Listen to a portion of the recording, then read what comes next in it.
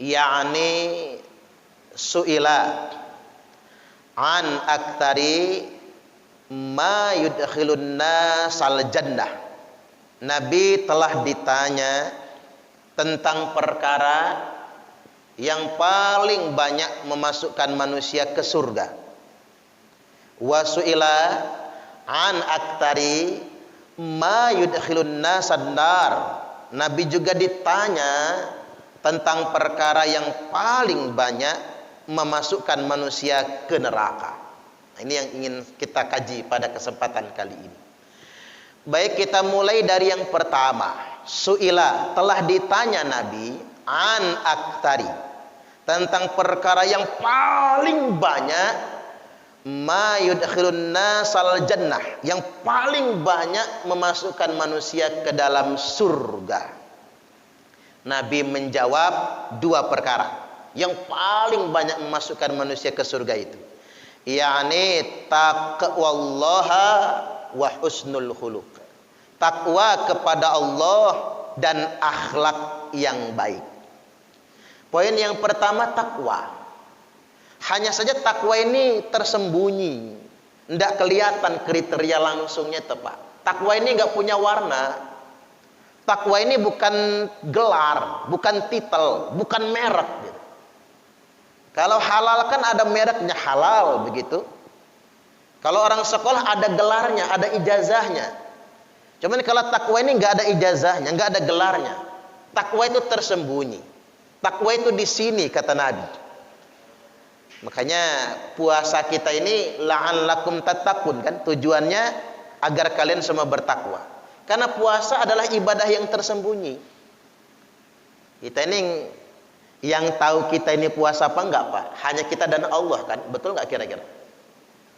Ya siapa sangka tadi bapak-bapak waktu berwudu kumur-kumur. Air kumur-kumurnya ditelan kan? Kelekek. Ya enggak ada yang tahu kan? Yang tahu cuman kita dengan Allah. Ibadah tersembunyi. Karena melatih kualitas ketakwaan kita kepada Allah Ta'ala. Orang biasa aja pura-pura puasa, jalan miring-miring, dilemes-lemesin, dikit-dikit meludah, pah-peh meludah. Ngapa lu meludah? Puasa gua mah. Lu apa sangkut pautnya sama meludah? Karena ada orang nganggap menelan ludah itu membatalkan puasa. Ya enggak dong. Menelan ludah tidak membatalkan puasa. Jangan sampai orang puasa jadi jorok, meludah terus. Yang batal itu Pak kalau ludahnya diwadahin gelas. Udah setengah gelas dilegek, diminum, ya batal puasanya. Karena sudah dikeluarkan. Ada yang nanya sama saya, Ustadz, ini di bulan Ramadan nih, lagi sholat zuhur berdahak. Kan nggak mungkin ngebuangnya Pak. Lagi sholat juga. Batalkah sholatnya kalau dahaknya ditelan? Batalkah puasanya kalau dahaknya ditelan? Rokok misalnya Pak. Lagi sholat nih, nggak mungkin bisa ngebuang, gimana caranya? Nah, menelan dahak tidak membatalkan sholat. Menelan dahak tidak membatalkan puasa. Tapi kalau dahaknya dilempar dulu keluar, lalu dipungut kembali Pak, nah batal itu. Karena sudah dari luar ke dalam. Tapi kalau masih di sini tidak. Ini kan ilmu bagi kita. Balik lagi, puasa adalah ibadah rahasia. Makanya makom yang didapat bagi orang yang berpuasa ketakwaan. Karena ketakwaan itu sifatnya rahasia. Cuman ingin saya sederhanakan karena panjang, kriteria takwa itu kan panjang. Tapi ada pilihan sederhananya. Takwa itu al-khaufu minal jalil. Takwa itu takut dengan Allah al-jalil. Jadi kalau kita nih sama Allah tuh nggak takut Pak, belum takwa aja pokoknya. Kita ini kalau sama Allah udah ada rasa takut, saya bikin begini nih, Allah lihat. Saya lakukan ini nih, Allah Maha tahu. Murqabah, kesadaran apapun yang dikerjakannya, dia sadar betul itu diawasi oleh Allah. Nah itu baru orang takwa. Ini kan barometernya hati nih, kesadaran kita. Karena banyak orang itu yang nggak takut sama Allah Pak. Pejabat itu lebih takut sama KPK daripada takut sama Allah. Pelaku kriminal lebih takut sama polisi daripada takut sama Allah. Termasuk bapak-bapak ini kadang-kadang lebih takut istri daripada takut sama Allah. Iya enggak kira-kira? Enggak juga ya Pak ya. Subhanallah. Enggak beda. Pintar juga ngejawabnya ya Pak. Padahal kumisnya tebal itu loh Pak. Masa takut sama istri kan gitu ya. Kumis tebal, tampang sangar, dipelototin bini langsung mengkeret. Jadi balik lagi bahwasanya takwa itu adalah sebuah kesadaran. Apapun yang kita kerjakan diawasi oleh Allah. Makanya rajulun da'athum ra'atun dzatu mansibin wa jamalin faqala inni akhafullah. Seorang laki-laki digoda perempuan cantik. Udah cantik, klimis, muda, aduhai, kaya pula. Enggak perlu bayar maksudnya Pak. Enggak perlu bayar karena dia bukan pelacur. Digodanya untuk berbuat zina. Katakanlah artis terkenal.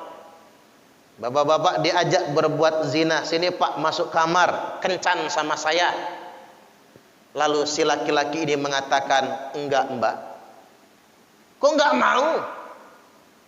Kalau enggak punya duit enggak perlu bayar. Enggak Mbak. Emang enggak punya nafsu? Gede nafsu saya. Kok enggak mau? Inni akhafullah. Aku takut kepada Allah. Subhanallah. Kira-kira masih ada nggak laki-laki kayak gitu ya Pak ya? Subhanallah. Langka juga ya Pak. Kadang-kadang malah bisikin, udah embat aja nanti juga tobat. Na'udzubillah. Nah ini yang disebut dengan ketakwaan itu. Kemudian yang kedua yang paling banyak memasukkan manusia ke dalam surga itu wahusnul khuluq. Akhlak yang baik. Jadi kalau takwa itu kan hablum minallah, vertikal sifatnya. Tapi kalau sudah akhlak yang baik, sudah implementatif, hablum minannas, perilaku kita dengan orang sekeliling. Tapi ada hadis menarik ini Pak. Akmalul mu'minina imanan ahsanuhum khuluqa. Orang mukmin yang paling sempurna imannya. Jadi kalau kita mau mengidentifikasi siapa orang mukmin itu yang paling taat, paling baik, paling sempurna imannya, jangan diukur dari jubahnya, jangan diukur dari imamahnya, jangan diukur dari penampilannya. Orang mukmin yang paling sempurna imannya kata Nabi adalah yang paling baik akhlaknya, sopan santunnya, tata keramanya, kemampuan bersosialisasinya. Karena ada kejadian Pak, orang hijrah itu kan bagus ya, dari maksiat menjadi taat. Enggak pernah sholat jadi sholat, yang tadinya jahat jadi soleh. Tapi begitu hijrah dia sangar, serem berislamnya. Begitu dia hijrah, pergaulannya jadi berkurang, enggak ramah dengan sesama, mudah nyalahin orang, bahkan mungkin dia mengkafir-kafirkan orang. Jadi dia semakin taat secara ubudiyah, tapi akhlaknya semakin rusak, adabnya semakin rusak. Itu belum. Karena orang beriman sesungguhnya akan diukur dari akhlaknya. Mestinya kita ini semakin soleh, semakin ramah, semakin bertakwa, semakin bersahabat, semakin taat, semakin murah senyum dengan sesama. Bukannya sangar, seakan-akan dia sudah ngapling surga, yang lain salah semua. Dikit-dikit memponis orang bid'ah, dikit-dikit memponis orang kafir. Hati-hati, ada yang salah dalam hijrahnya, ada yang bermasalah dalam pemahamannya. Orang mukmin yang paling baik imannya, yang paling baik akhlaknya. Wa khiyarukum linisaihim khuluqa. Dan orang yang terpilih di antara kalian semua kata Nabi adalah orang yang paling baik akhlaknya dengan istrinya. Ternyata Pak, kalau mengukur orang itu berakhlak atau tidak, lihatlah akhlaknya dengan istrinya, akhlak dengan orang terdekat. Karena kalau saya Pak, ramah depan orang banyak, ya wajar dong, namanya penceramah. Penceramah nggak ramah, males orang ngundang lagi. Penceramahnya galak, nggak ramah, orang males ngundangnya. Pedagang ramah sama pembeli, wajar orang jualan. Coba kalau dia nggak ramah, males orang beli lagi. Politisi ramah sama konstituen wajar, apalagi mau pemilihan, Pak. Kaca mobil dibuka, semua orang didada-dada, kan begitu ya. Ramah karena minta dipilih, wajar. Tapi kalau seorang suami ramah dengan istrinya, itu luar biasa. Ini yang jangan dilupakan. Mama, apa kabar mama pagi ini? Sehat, Pak. Luar biasa. Mama capek masak, mama capek nyuci, papa doakan mama masuk surga. Allahumma amin. Itu ramah loh, Pak. Karena betapa banyak orang terhormat di luar rumah, tapi di dalam rumah dia mencaci maki istrinya sendiri. Dia mulia di luar rumah, tapi di dalam rumah dia merendahkan istrinya sendiri. Maksudnya begini, orang itu berakhlak atau tidak akan kelihatan dari cara dia memperlakukan orang terdekatnya. Sama istri, istri sama suami, sama pembantu, kelihatan orang berakhlak, Pak. Kalau sama asisten rumah tangga, benar-benar ngebabuin tuh dia, tanda nggak berakhlak. Walaupun di luar rumah dia orang terhormat. Akhlaknya dengan orang terdekat, dengan orang tua, dengan tetangga. Dan betapa banyak manusia itu masuk surga karena akhlaknya. Karena penting sekali yang namanya akhlak itu. Makanya minimal murah senyumlah. Tabassumuka fi wajhi akhika laka sedekah. Manis senyummu di hadapan saudaramu bagimu adalah sedekah. Dengan senyum saja kita bisa mendapatkan ridha Allah Ta'ala. Makanya membuang duri di jalan, Pak, bisa jadi sebab kita masuk surga, karena itu akhlak. Jangankan buang duri di jalan, Pak, masuk toilet misalnya, tiba-tiba bapak-bapak lihat bongkahan emas. Ya, kalau emas betulan sih nggak apa-apa, Pak. Kalau bekasan orang itu, kita nggak marah, kita nggak kesel, nggak balik badan keluar pindah toilet yang lain, tapi dengan ikhlas kita siram. Dengan ikhlas kita siram, boleh jadi karena itu surga untuknya. Makanya saya kalau masuk toilet SPBU itu kan, Pak, pesing rata-rata.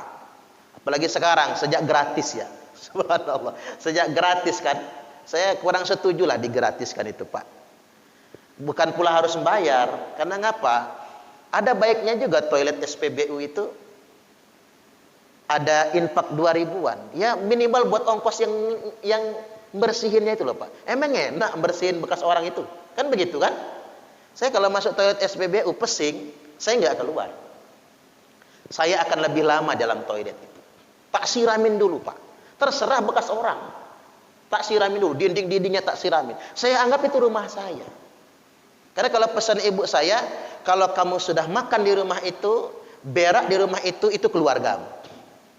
Ya walaupun bukan rumah SPBU itu, ya coba kalau nggak ada SPBU, apa rasanya kalau kita lagi ngempet buang air besar? Masjid dikunci orang, mampir ke SPBU. SPBU juga nggak ada, alamat lepas di tengah jalan dia, Pak. Makanya saya kalau ngeliat orang ngebut agak ugal-ugalan itu, saya nggak langsung marah. Saya maklum kebelet berak tuh, jangan-jangan. Bener, Pak, beloknya ke SPBU. Tapi kadang orang nggak bertanggung jawab. Kencingnya di lubang saluran air. Kencingnya di dinding lagi, cir gitu. Kelihatan bekasnya. Garis kayak bulan sabit itu. Nah itu kita boleh menyiramnya, walaupun bukan punya kita. Karena itu akhlak. Karena boleh jadi Allah ridho dengan kita gara-gara perbuatan kita.